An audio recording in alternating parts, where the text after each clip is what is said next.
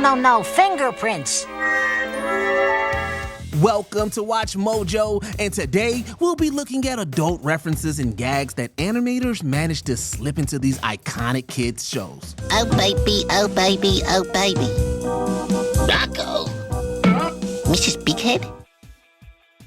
Puddin', the new Batman Adventures. I gave them the night off, Puddin'. The sexual relationship between the Joker and Harley Quinn is pretty blatant to say the least. Of course, their dynamic is much more abusive than others. Feeling kinda naughty, Harley surprises her Puddin' in a pie pan full of, well, pudding. Happy anniversary, Mr. J. Even the Joker is caught off guard by this sight, as his homicidal henchwoman performs a risque song and dance routine. Mr. J isn't hungry for Harley's dessert, however, and tosses her out. He doesn't even taste the cherry on top.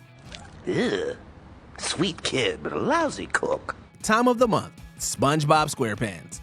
Man your battle stations! I'm on it! So let's just address the elephant in the room. SpongeBob works at a restaurant called the Krusty Krab, which is located in a town called Bikini Bottom. When you stop and think about it, there's an obvious sex joke in there. What adds another layer to this innuendo is the fact that the Krusty Krab gets an unwanted monthly visitor in the form of Plankton. As Mr. Krabs' rival invades the fast food joint in a blimp, Squidward bluntly announces that it's that time of the month. Is it dark?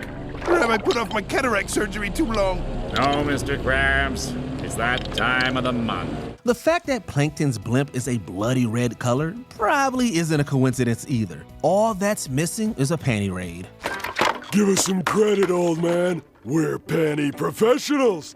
We score here all the time. Berry picking, Rocco's modern life. From heifer getting milked to the doggy-style bow ride, Rocco's modern life got away with more sexual innuendos than we can count. This infamous moment in particular pushed the envelope for a Nicktoon. While camping, Rocko helps himself to some of Mother Nature's fruit. Instead of picking berries though, the wallaby accidentally grabs a couple of nuts instead. A screaming bear subsequently emerges from the bush, grabbing his crotch. Need we say more? It isn't at all surprising that this scene was removed from reruns and DVDs. The idea that it aired at all is jaw-dropping, not to mention hysterical. An accident, the Powerpuff Girls. Hi, I'm Bubbles. What's your name? What grade are you in? What's your favorite color? What's your favorite animal? Do you like drawing? Hi, I'm Robin Snyder. Professor Utonium may have made the Powerpuff Girls in a laboratory, but all the other parents of Townsville made their children the old-fashioned way. That doesn't mean every conception was planned though. As the girls introduce their new neighbor to their father, Robin notes that her birth was every bit as accidental as Blossom, Bubbles, and Buttercups. Don't worry, Professor. I was an accident too. The professor's mortified expression corresponds with the reaction of any adults watching this seemingly wholesome cartoon with their kids. An awkward conversation about using birth control will most likely ensue at home. This is Kaka, two stupid dogs. Sheesh, this is caca. Why do people come here? We know the main reason why teenagers go to drive-in movies. Naive kids and these two stupid dogs are none the wiser, however. Yes, here comes the creature. Look at all those tentacles. Look at those eyes.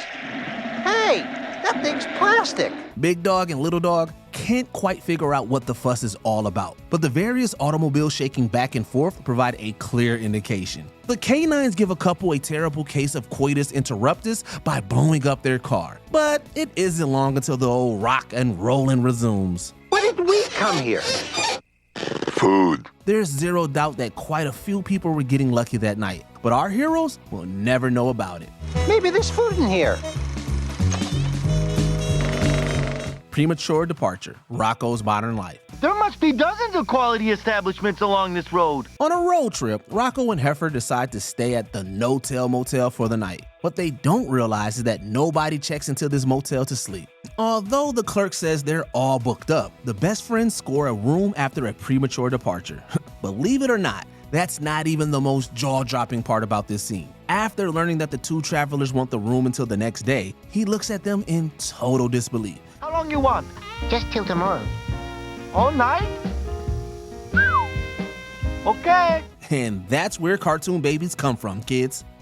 Private parts, Rugrats. You look different, on, Tommy. There comes a time in a young boy's life when he starts to notice girls. In this episode of Rugrats, 1-year-old Tommy first realizes how male and female reproductive organs differ. As the babies shed their clothing, Tommy can't help but notice that Lil is missing something below the waist. Lil, could I ask you a question? We never hear Tommy's question or Lil's response, but we adults can imagine how their conversation went down. As confusing as this is for Tommy, he'll find there's even more that separates boys from girls when puberty rolls around. Youth. Now they're all doing it! Conjugating. Animaniacs. You children are making this very difficult! Animaniacs made a ton of subtle sexual references that none of us got as kids. Heck, the writers managed to sneak multiple innuendos into this one scene alone. Yakko, can you conjugate? Who, me? I've never even kissed a girl. Although conjugating sounds like a dirty word, it actually means to give the different forms of a verb. No, it's easy. I'll conjugate with you. Good night, everybody. You don't understand. That doesn't stop Yakko from twisting the word's meaning into something entirely different, though. As Miss Flamille attempts to teach the Warners grammar, the audience gets a lesson in sexual education. Yakko seems just as amazed as anyone that the censors didn't cancel them right then and there. Let me go to the board and show you. Don't look. Dirty magazines, Ed, and Eddy. Hiding underneath your bed isn't gonna save us from harm's way once the children eventually flake off Ed's wall. Aside from laughing about sextons, Ed, and Eddy have never explicitly discussed the birds and the bees out loud. It's obvious that the subject is constantly on their minds, though. This is most notably evidenced in an episode where the three seek refuge under Eddy's bed. Just as many other growing boys do, Eddy hoards a collection of magazines like Jiggy Jiggy and Chicks. As if those naughty titles aren't blatant enough, Eddy also keeps a box of tissue close by. No, wait! Give me the stupid can opener, Ed! I have tissue head! We've lost him, Eddy. Hopefully the boys don't stay under there for too long, because it doesn't look like Eddy has enough Kleenex to go around. Tier 15, Adventure Time. Looks like your date went pretty good, buddy. I don't know. Was the hug okay? Unlike some animated shows where kids remain in a permanent state of youth, Finn the human has aged over the seasons of Adventure Time. After getting a smoking hot girlfriend, Finn is mature enough to learn about the tiers of dating from his more experienced bro. And after a while, you'll make it to Tier 8, where you touch her horn for the very first time. Jake fills Finn in on hugging and smooching. Since Finn is still becoming a man, however, Jake orders him to stay away from the 15th and final tier. Let's just say Finn will need more protection than tinfoil when he reaches that level. What about Tier 15? You stay away from that.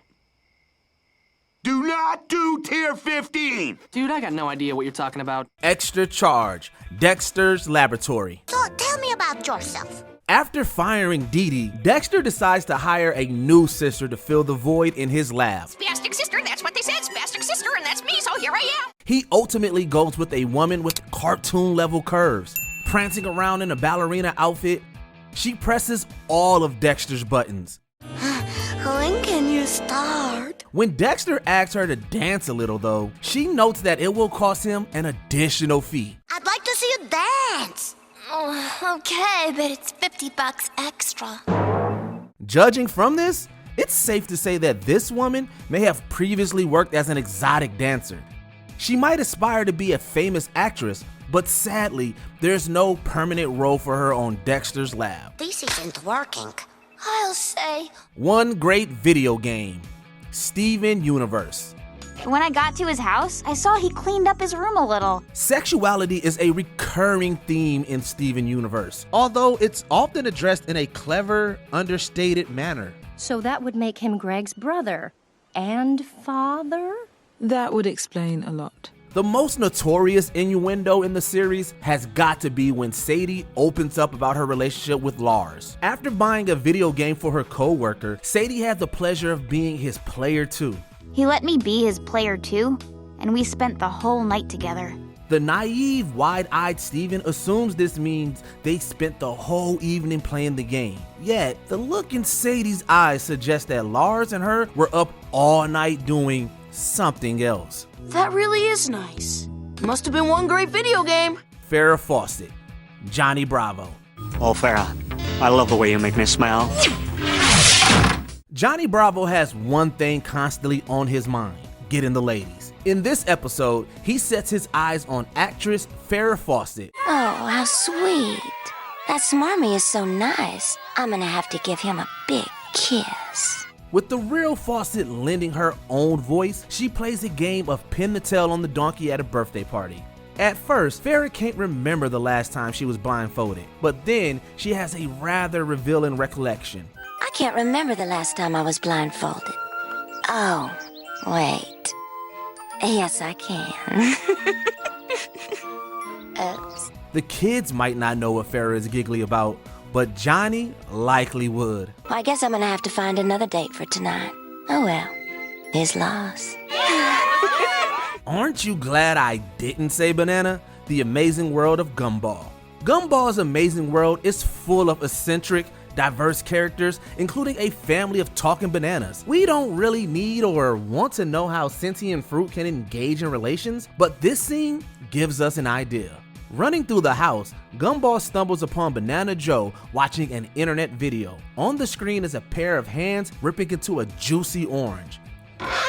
At first glance, this might not seem sexual. When you're a banana though, nothing is more intimate than watching another fruit unpeel. Taking that into consideration, we can't help but share Gumball's stunned expression. Dipper's internet history, Gravity Falls. This never happened. Dipper Pines is a curious young man who's naturally drawn to the many secrets of Gravity Falls. Since he's going through puberty, however, Dipper is also quite curious about the female body. He has a crush on teenager Wendy, although she's a few years too old for him. You ruled back there, man. Thanks. Fortunately, the internet provides Dipper with an outlet to explore his new feeling. In this scene, Mabel takes a jab at her twin brother and his creepy internet history. Yeah, this room is way creepy. Not as creepy as Dipper's internet history. Hey! It's never made clear what kind of websites Dipper has been visiting. Then again, some mysteries are better left unsolved. Johnny and the Deltones, Courage the Cowardly Dog. What do you know? A velvet thick record. If you thought Dipper's internet history was creepy, you should log on to Courage the Cowardly Dog's computer. What does this one do? Oh my! On one occasion, it's implied that Courage has an adult entertainment website bookmarked. But that's far from the only innuendo in the series. While listening to the radio in another episode, the announcer mentions a band that's apparently called Johnny and the Dildo. Here's one from Johnny and the Dildo. At least that's what it sounds like. There's some speculation that the announcer actually says Johnny and the Deltones. The moment goes by so quickly that it's hard to make out his exact words. In any case, we're pretty sure a subliminal message snuck past the censors. Too bad Eustace smashes the radio before the song starts. Stupid radio. Can't get a date. Justice League. Relax, lady. This will all be over before you know it. The DC animated universe has been hailed for its sophistication in treating its audience like adults. It isn't surprising then that the grown-up themes of Justice League would extend to the occasional innuendo. Nice kitty. This exchange between Hawkgirl and the Flash is perhaps the show's most obvious sexual overtone. As everyone's favorite speedster boasts about being the fastest man alive, Hawkgirl notes that his superpower may also be his greatest weakness. That's fast. Fastest man alive. Which might explain why you can't get a date. Yeah. Hey, what's that supposed to mean? Quiet. Hopefully, the Flash has different speeds for different occasions. Sam's Prison Visit, The Adventures of Sam and Max, Freelance Police. Here's a place you never see on the tour. Despite their cute, cuddly appearances, Sam and Max have never shied away from edgy humor. Throughout their short-lived animated series, they managed to incorporate plenty of adult-oriented jokes while maintaining a kid-friendly rating. Visiting his grandmother at the big house where she works, Sam looks at the prison showers in awe. The dog detective can't help but think about the stories these walls could tell, although his rabbity companion points out that they're better off not knowing. The prison showers. Gee, if these walls could talk. I think it's best if they keep their mouths shut. As if that's not shocking enough, this scene also throws in a drop in the soap gag. Whoa. In here, jokers. Try my sausage. Hey Arnold. Man, this is is good. You sure you don't want some? Some innuendos beat the audience over their heads. Others are hidden in the background and are easy to miss. Oh, by Odin's beard, what I saw, boy! To catch this one from Hey Arnold, you probably had to pause your TV. But some kind of eating machine. I've never seen anything like it. While attending an eating contest, Arnold is surrounded by numerous delectable foods to munch on, including sausage. There's no way you can beat him, Arnold. You'll die trying. You see the poster hanging on that fence over there? Read what it says out loud and tell us if it sounds suggestive in the slightest. You could argue that this is just an innocent advertisement for pork products, but we all know what the animators were really trying to get away with. Now you're talking, short man. Go get him. Lonely Space Vixens, Rugrats. It's okay, Tommy. We're almost there. Rugrats is largely about viewing the world from a baby's perspective and not entirely understanding the world around us. Because of this, it's only natural that Nickelodeon series would work in a few references solely intended for big people. Now sit down. I have something I want to show you. Show me? What is it? Oh, a photo album. This is the show's most evident wink to older audiences, as Grandpa Lou notes that he's rented a clearly adult film for after Tommy and Chucky's bedtime. I rented you boys some movies. Reptar Come Home, Reptar Redux, and my personal favorite, Lonely Space Vixens. Yep, Grandpa has a thing for adult-themed sci-fi. If he was around today, Lou Pickles would probably be interested in playing Mass Effect. Jake's video, Adventure Time. Hey, lady, you asked me to make you a video. Adventure Time makes no secret that Jake the dog and Lady Rainicorn are in a relationship. They have a litter of rainbow puppies together after all. Yet, this episode clarifies what the adult viewers already know. Bimo, skip! Skip! While watching a video, Finn and Lady stumble upon Jake posing by a roaring fire. Bimo fast forwards before they can see any weird Jake stuff. Okay, I love you, girl. I hope you liked it. Bye. Unfortunately, there's also a clip of Jake dropping his towel, leaving Finn and Lady screaming in terror. Guess what, lady? This dirt dog needs a bath. This isn't the first time Finn has been exposed to something for more mature eyes. Since he's also seen Marceline the Vampire Queen naked, it's safe to say Finn isn't a boy anymore. Grilled cheese, if you please. The Looney Tunes show. Grilled cheese, if you please. Just as the original Merry Melodies cartoons worked in lots of adult jokes, the more recent Looney Tunes show also had its fair share of innuendos. In this music video, Elmer Fudd sings about his burning desire for a grilled cheese sandwich. That might sound innocent enough, but just listen to the suggestive lyrics and the seductive melody. Watching butter melt on a frying pan has never been more graphic. 'Cause the butter and the cheese are gonna play a little game. Matters get especially erotic when Fudd eats the sandwich in a heart-shaped bed, immediately craving seconds. Did George Costanza write this episode or something? Sex is about love between a man and a woman, not a man and a sandwich. Like meat too much? Freakazoid. That your family? Yeah. Seeing as how Freakazoid came from the same team as Animaniacs, it shouldn't come as a surprise that it too pushed the envelope for children's programming. Hey, Cosgrove, how come you never got married? Perhaps the most explicit moment in the show occurs as our titular hero asks best friend Mike Cosgrove why he never married. Apparently it's because the police sergeant loves meat more than he could ever love a woman. Because I like meat too much. There are a couple of different ways one could interpret this comment, many of which imply Cosgrove prefers the pleasures of the single life. You could be married and still eat a lot of meat. I didn't know that. Rev up your Harley, the new Batman adventures. La la la la. Harley Quinn's hopeless devotion and attraction to the Joker is beyond disturbing, especially for a show aimed at kids. Go away, I'm busy. Oh, come on, Puddin'. What really gets under our skin, however, is the thought of her tickling his funny bone. If Harley trying to seduce her pudding in a pool of pudding doesn't confirm their physical relationship, this moment certainly does. Don't you want to rev up your Harley?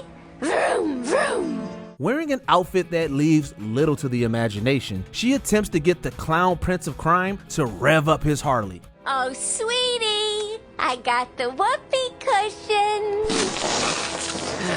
The Joker is in such a sour mood, however, that not even the whoopee cushion can cheer him up. Know this, my sweet. The death of Batman must be nothing less than a masterpiece. Pencil Sharpener, the Powerpuff Girls. Hello, Mayor. For a show that looked like sugar, spice, and everything nice, the Powerpuff Girls sure did work in a lot of racy jokes. Did you ever notice when Buttercup slipped condoms into Professor Utonium's pocket? And cologne, breath mints, and cufflinks, and some of these. How about the time the girls tried to determine the gender of a nutty squirrel? Squirrels eat nuts, stupid! Girls? Or that time a little girl told the professor she was an accident. He made us in his laboratory by accident. Well, what can I say? Don't worry, Professor. I was an accident, too. Even those risque moments can't compete with this scene, though, as the attractive Miss Bellum causes the mayor to break his pencil. Good day, Miss Bellum. How is every little... In what might be the most salacious image in the entire series, the secretary takes her boss's hand and whips out the pencil sharpener. Here, let me help you with that. The expression on the mayor's face says it all. Miss Bellum, is there something on your mind? Oh, I'm so glad you asked. In the Closet, the Ren and Stimpy show. What shall we do now? We might have missed it as kids, but there's little doubt about Ren and Stimpy's romantic preferences. Stimpy. I love this. If you need irrefutable evidence, this scene says it all as Stimpy plays with his new friend, Sven. Getting close in a litter box, Stimpy shuts the closet door so he and Sven can have some private playtime. This is private. Although we don't see what happens, their risque descriptions of juggling and sword swallowing really challenge what you can get away with on a cartoon show. And I'm a sword swallower. Whoops. Don't drop the soap. SpongeBob SquarePants. Now stand back and watch me be naughty. While SpongeBob SquarePants may be the least sexualized being on the planet, even he has a spicy side. His need for physical relief is alluded to in one episode where he appears to be watching straight up erotica. Gary! I was just looking for the sports channel, Gary. If you think that's naughty, get a load of this scene where SpongeBob actually makes a drop in the soap joke. Look, doubloons. Don't drop them. We hope this really was a joke and not a comment on the state of Bikini Bottom's correctional facilities. Now, we're just waiting for the show to make a sponge-worthy joke. I'm a dirty boy. One-on-one hotline. Rocco's modern life. You know, Heifer, sometimes I think I was destined to exist in an endless world of filth. Honestly, it's hard to choose one moment from Rocco's modern life. In one episode, Rocco and Heifer are able to find a motel room after a premature departure. And in another, Rocco has a berry-picking mishap that is more than just a little suggestive. For this entry though, we had to bring up the time Rocco gets a job as a specialty phone operator. His crass language on the phone and the suggestive posters in the background though clarify that this position is much kinkier than the want ad entailed. Specialty phone operator. I could do that. Couldn't I? Oh baby, oh baby, oh baby. Rocco. Mrs. Bighead? If that's not uncomfortable enough, it turns out the woman on the other line is Rocco's next door neighbor, Mrs. Bighead. Awkward. Buffalo Gals, Cow and Chicken. Buffalo Gals, won't you come out tonight? Come out tonight, come out tonight. This controversial episode of Cow and Chicken is jam-packed with so many innuendos that Cartoon Network actually banned it after one airing. Hey guys! Look what I found spying on us! Chicken? Chicken? We ain't chicken! The story centers on our title characters crossing paths with a motorcycle gang known as the Buffalo Gals. We're the Buffalo Gals! Oh, the Buffalo Gals! A motorcycle riding gang that randomly bursts into people's homes and chews on their carpet. Their short hair, deep voices, and all-around masculine appearance imply that the Buffalo Gals are stereotypical lesbians. As if that's not already blatant, the bikers actually pop into random homes and chew on their carpets. Before we continue, be sure to subscribe to our channel and ring the bell to get notified about our latest videos. You have the option to be notified for occasional videos or all of them. If you're on your phone, make sure you go into your settings and switch on notifications. Fingerprints, Animaniacs. It's time for Animaniacs, and we're zany to the max. Although Animaniacs was primarily marketed to children, its pop culture references, social satire, and elusive innuendos made it just as much fun for adults. Hello, nurse.